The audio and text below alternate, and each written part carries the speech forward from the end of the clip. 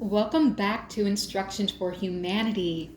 This is a very, very special episode that I'm doing kind of podcast style. This is Tahirah, your spiritual teacher. And today I have with me the most magnificent person, the most magnificent soul that I think I've ever met through all of my different incarnations. I can't even call her a friend. I can't even call her a sister. She is not only my soulmate, but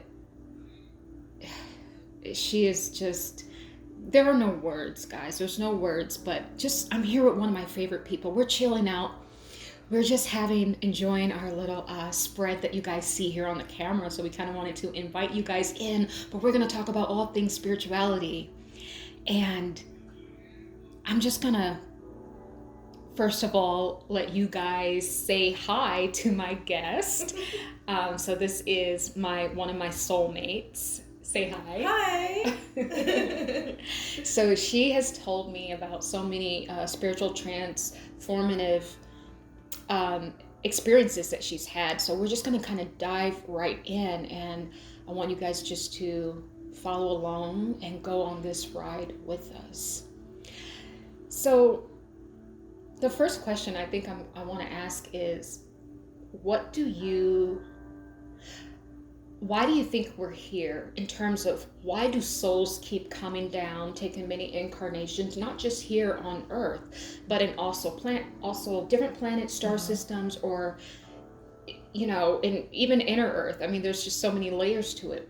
Why do you think we're doing it? What is the purpose? What have you been told by the divine, if anything? Well, I feel like I received a message that we are here to have not only human experiences, but life experiences. Anything that is living, we have to experience, because when we do go back to the divine energy source that we are all a part of, we're there to drop off all of the information, all of the experiences that we have, so that divine energy source can constantly feel things from different types of life experiences.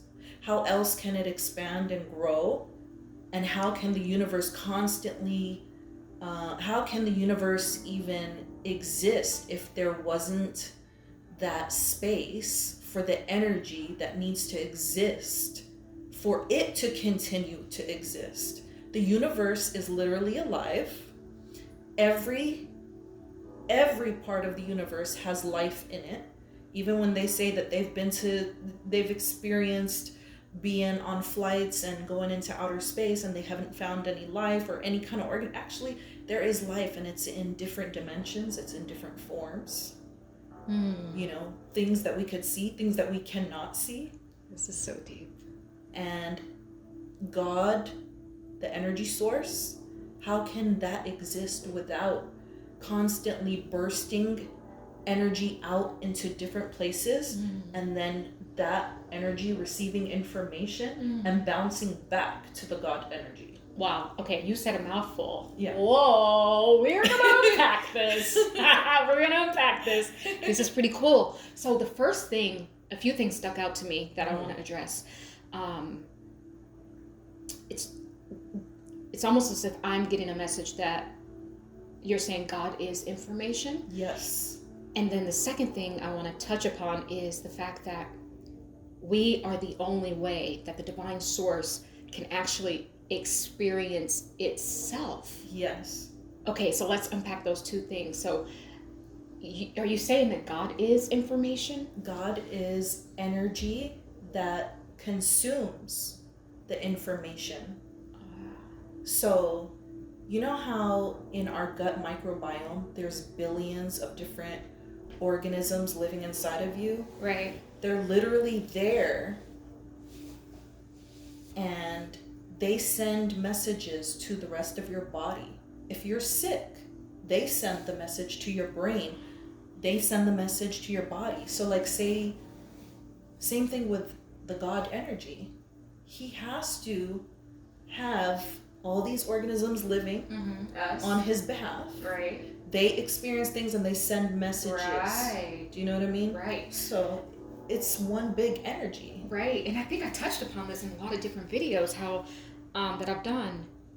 That to me, Source is like the largest computer database that that has ever existed. Yeah. So it makes sense that what you're saying is basically, like, I call ourselves little bots. So we are basically the computer bots that gather information, and then when we pass away, that divine energy has to go somewhere. Goes back to the bigger database, which is Source, the information that you speak of.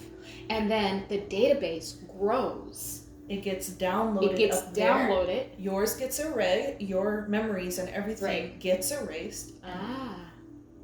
Okay. Shot back down. And shot back down.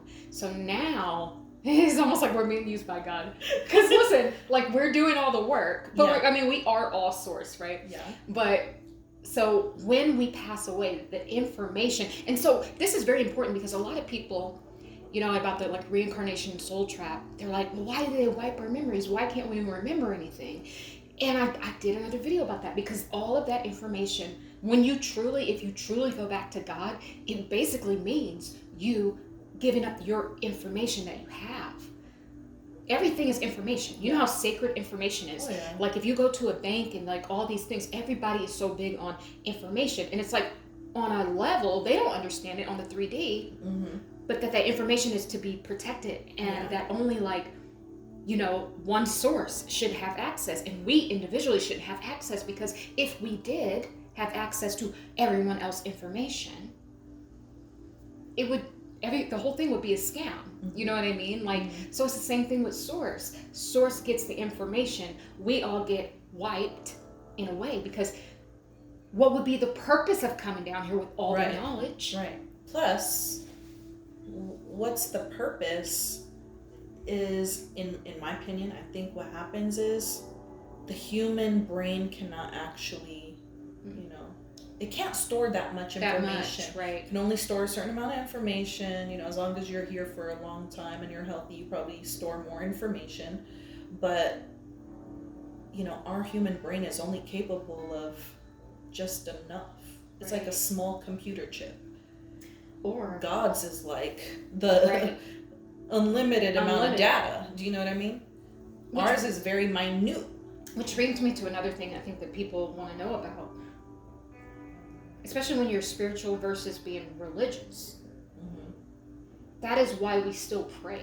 Yeah. Even if we're not religious, because what you said, to your point, we only have access to a small amount. Our brains can only, because we only use about 10%, our brains can only handle so much. So even if you're not religious, it's still important to pray, because you are praying to the divine source of all. You are praying to the one that stores everything that has ever happened and that ever will happen. So it has all the answers. And maybe when you go back, finally, once you have lived every single thing there is to live, you can finally be one with that ultimate source. Right. And you are able to experience all of that. Because you are him, you are it, you are she, and you know, them. Everything. You are everything. You've experienced everything, and now you can finally sit and experience everything and expand and keep on expanding. And that's why there's constantly more and more planets being discovered, and they're finding out that there's more universes out there, because that's energy. Those things cannot exist without life happening and being transferred. Right. More life happening, being transferred. That's all what it is. So periods of what we were talking about earlier, expansion and contraction. Yeah. That our universe naturally does. But gosh, there was something that you touched upon. Oh, I want to go back here when you said we have to experience everything. Go into more detail about that. So, like, experience everything is, you know, when they say that human life started off from basically a very small, something that was like a tadpole or something, you know, there's evolution, which is real. That evolution is real, but maybe it's not happening like that per se, but it's happening like, in this life I'm going to be this, and then the next animal that there is, or whatever creature that there is, I'm going to experience being that. All of those different things, all the way up to the most highest being. Yes. So essentially what you're saying is we start off as something as small as like an atom. Yes. And we go up the ranks until we have covered every level on this particular planet, and then we reach the highest. Yes, because there's different dimensions. Right. There's different planets with different dimension beings too. Not everything is, physical like how we see it. Right. There's probably different types of little organisms that they got going on, but they're on a whole different level. Right. So imagine life is never ending. It's never going to end for any of us. Because there's always more expansion happening. Expansion. Yeah. I like that. So God is expansion. If anybody is wondering, let's just kind of go through this. God is information. God is expansion. God is a database. God is energy. Electricity. Water. It's fluid. It's the darkness and the lightness. The darkness, the balance of the yin and the everything. yang. Yeah. Everything. So I like that. So there was another point I was making. So I think we talked about God as information. Oh, this is the other thing. When you were saying that we are the only way that God can experience himself, and that is like hard for people to understand, because when we think about God, we think about the storybook God, about a big man in the sky, who solves all of our problems when we pray. But it's a hard concept for people to understand that God cannot experience God. We have to come down and be physical. We have to break away from the complete whole body of source. So essentially, God breaks himself away, brings us down. We have a physical experience. And then when we pass away, that goes back to source. So you're saying we are the only way that God can actually experience. Yeah, I truly believe that. So I really think that, just appreciating the fact that we're able to live so many things. Right. We're not stuck just being, this person. Right. It's actually very exciting if you think about it. A lot of us are like, oh, life sucks right now and this. Well, you wouldn't know what sucks even means if you weren't even here to experience it. Right. It's kind of like a video game. You want to play a video game. One time you want to be this character. Maybe you want to know what it's like to be the other character. Right. You don't just stick with one avatar. It's the same thing, because I believe that this is just our avatar. Yeah. That's the one that we have for this life. Yeah. And then maybe in the next, life. For you, not for me. In the last lifetime, I got to remember that now. No. Maybe in the next life, for some of us, can be in a totally different dimension where we are different beings. And we're not reincarnating into humans anymore, but we're reincarnating into some higher types of beings. So that goes it's very layered, all those things that you just said, because not only let's say we're just here living in the 3D plane on this particular earth life, this one earth, and we're starting off as the smallest organism, and every time we incarnate we go higher until we reach the most supreme energetic being that we can be on this earth, like a spiritual guru, or just something. And then sounds like what you're saying, it starts over and you experience that same progression. You move up the ranks, but this time you're in another dimension or on another planet. In another dimension, for sure. A higher dimension. Dimension. What is the purpose of coming back over and over in this type of experience when there's infinity amount of experiences that are out there? Why else would they have been created? Why else are they there? Exactly. They're not there for nothing. Even the ones that have been proven that, they don't see any physical life forms on. What if there is life forms on there? You just can't see it because these 3D eyeballs can't see it. Right. Like, you're not going to see it. You're a human. Right. You know, that's like comparing us to a cartoon on the TV screen. And it's basically like, you know, what channel are you tuned into? Like, you know how you're changing a channel, but some of them you can see and the other ones are static. They are hidden from you. Exactly. Yeah. Even when your parents, when we were little and they used to be able to block HBO and all those channels, like, you know, parental whatever guidance or whatever, it's the same thing. You're not ready to see. That's why they're doing all this exploring and stuff. Oh, there's no life. No, there is life. But you have not advanced to that level to get access to that channel because you're not 18 and over yet. So you can't have access. Yeah. So that's pretty cool. So this is just like, I don't know, we could like go on and on, but at least now I think we have a better understanding of why, or at least a better understanding of the many different life forms that we take. It's a never ending. We start from the smallest organism, work our way to the highest supreme being on that planet in that dimension, and then we move to a higher dimension and we repeat the process. I think one thing I've learned from my spiritual walk and talking directly to Source is very mathematical. Like, and just like this is a process that to me, there's like some huge God equation, you know, and this is a process. So it's like, it's still very structured. Yeah. Source is very structured. And I guess that's another point we can talk about God, is it being structured. I also like to talk about God as being lawfulness as well, because it's not that I feel like it's not that I feel like there is no such thing as sin. As much as I feel like that has been kind of overplayed, just kind of like to scare you into submission. But one thing I've learned on my walk is God is lawfulness. Think about it. If you do unto others as you would want done to you.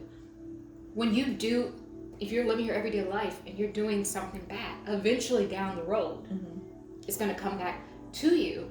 So to me, God is the one that brings it back to you. I guess it would say it comes back to you in a form of karma, right? But that really is God reflecting back what you did so that you can learn at least a little bit while you still have a chance to, you know, do it again. So that's why I would also include that God is lawfulness as well.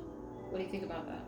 I mean, I think that there is this universal law. Right. And we are all, God is us. You know, God is us. God is us. You know, we know it's common sense. We know what's right, what's wrong. Right. We know we just need a little bit of a reminder sometimes that we are not this ego or this body. Right. So that's why we go to places and get reminded of God.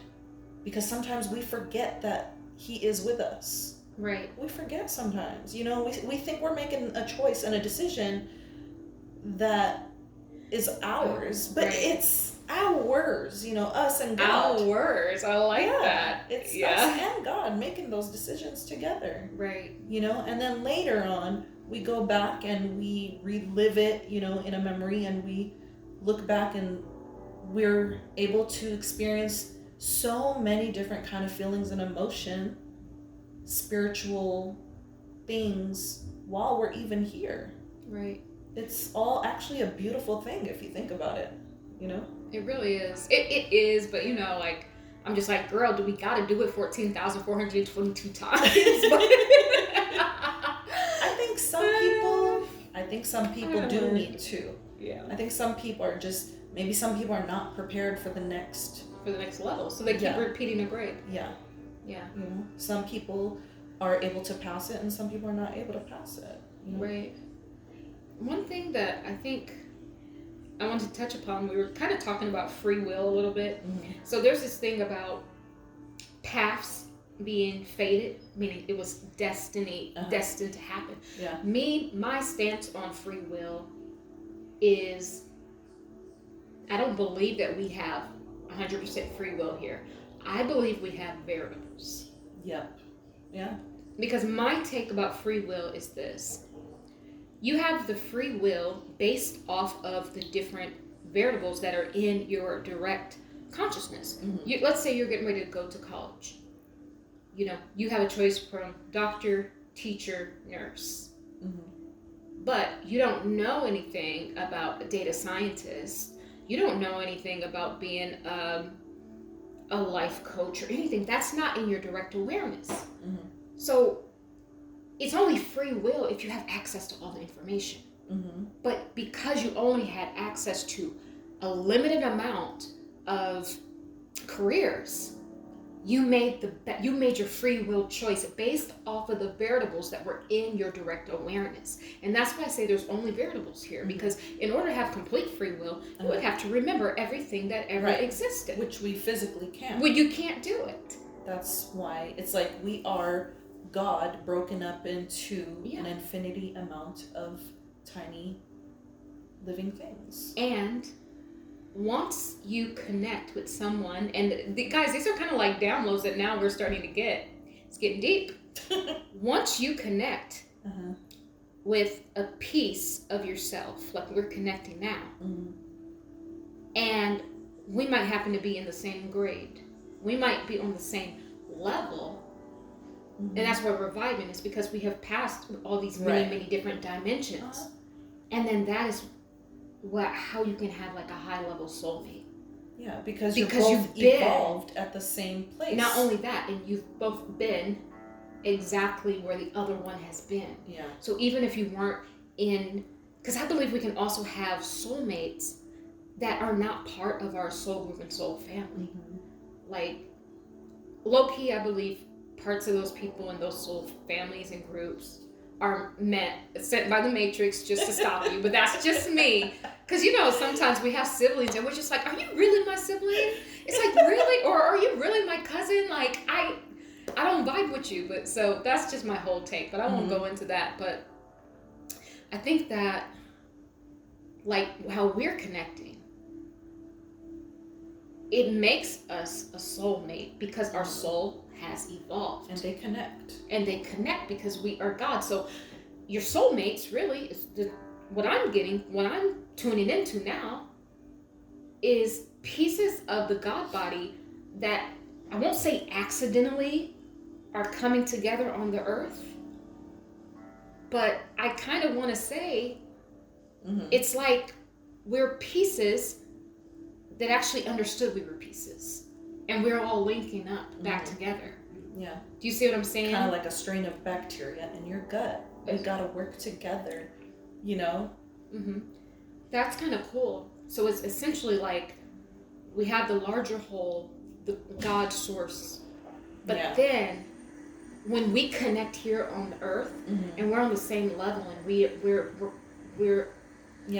are linking up our little. It's like we're soldiers, you know? Yeah, and we're coming back. And at that time when you feel like, wow, this person really gets me, it's because you guys low-key have access to information that people don't have, because now you are a greater whole. Right. You are two God bodies together. And that's why also prayer works. When two or more are gathered in my name, just know that I am present. That's true. Because energy combined is bigger energy. It's bigger energy. Therefore, you become a bigger God every time you link up. And manifestations happen better when the energy is bigger. Right. This is just, and I'm just going to take this time because we are linked up. What kind of energy right now that we are linked up as a larger God body, what should we put out? What is one thing you want to put out into the world right now energetically? Is just stop, take a breath, and kind of go inward just for a moment. Like, get off of your phone, get in nature, and just try to remember who you really are and what you really are not. I like that. So we're just going to put that out there, guys, as we are now standing as a bigger piece of source, that everyone will just take time out of their day. It can just be 5 minutes. Take time to go inward, to connect with not only the light part of you, but the deepest, darkest part of you that may still be holding on to childhood wounds. and be holding on to trauma, not just from this life, but past incarnations. Our hope is that everyone can just take a moment and stop, breathe, and go inward. Because when we breathe, when we do controlled breathing, that is us connecting with Source, because the breath of life that is given to us by Source. And when we breathe intentionally, we are communing with God. We are communing with God itself. So just that everybody can stop, take a breath, and commune with God, and go inside and just be who they really are for just a moment in time. Mm-hmm. Yeah, so the soulmate situation. I know we were talking earlier. You don't believe we have one necessarily, like, particular person or soulmate. No. What's your take on that? I think we're all connected. Because what happens when, these bodies die here on Earth, these bodies are going to die, and those souls are going to return somewhere. They all know each other, so they're all connected. They all came from the same place. So I guess in a sense, it's like there is no like one person to complete you. It's just like how we're here talking, and we kind of have been, our soul has been on a very similar trajectory. Mm-hmm. So we feel more connected. Yeah. So it is a soulmate. Yeah. And most people think of soulmate just by being like in a loving, relationship. But soulmate is so much more. A soulmate is simply a soul that you've journeyed with for a long time. Yeah. It's like a friend. Yeah. It's just your soul friend, basically. Mm-hmm. That's what we, soul friends. I like that. That's what we are. We're soul friends. We're soul friends. Soul train. I remember that. Oh, soul train. But yeah, we're soul friends. It's like, I remember you. Basically, that's what a soulmate is saying. It's saying, I remember you, friend. Yeah. Yeah. I remember you. When you spend so much time with people too, your souls kind of connect energetically because you're sitting in close proximity with that person all the time, that you start sharing souls. Right. And so your soul recognizes that soul whenever it misses it, whenever it thinks of it, or whenever it's not around. You sparked something in me. You just sparked something. We are downloading soul information to each other. Yeah. That's what our soulmate does, and that is how you recognize them as a soulmate. When you meet them, your soul has been on a very similar path. When you guys meet up, you exchange each other's soul frequency. Yeah, I believe it. So that is why you feel so comfortable with your soulmate. Yeah. It's because it's like you know them on a deeper level because you have gotten their information and they have gotten yours. Yep. When you come together, you are a bigger part of Source, which is why you love your soulmate so much. Yeah. But it's also why you can like destroy so much too, because God is the balance of the good, the bad, the masculine, the feminine, everything. So you experience so much more in a soulmate relationship because you have extra information being given to you by Source to navigate this experience. Yeah. It's amazing when you actually sit and think about it. You're like, this is actually deep. This is deeper than what it appears to be, and that's why it's important for us to have the experiences and just be appreciative of having those experiences, whether good or sometimes hard and difficult ones. Like, we need to just look at it like it's it's just a blessing to have. Right. It is. It's beautiful. Should we continue or should we do a part 2? We should definitely do a part 2. Okay, so we're going to end it here for now because I don't want it to go over 30 minutes, but it's about to, guys. But this was so much fun, and we talked about the soul, and this is Tahirah again from Instructions for Humanity, and I got to be on this earth for 14,422 lifetimes, but this is my last lifetime. But anywho, guys, stay tuned for part 2 of this podcast. Love you. Bye. See you soon.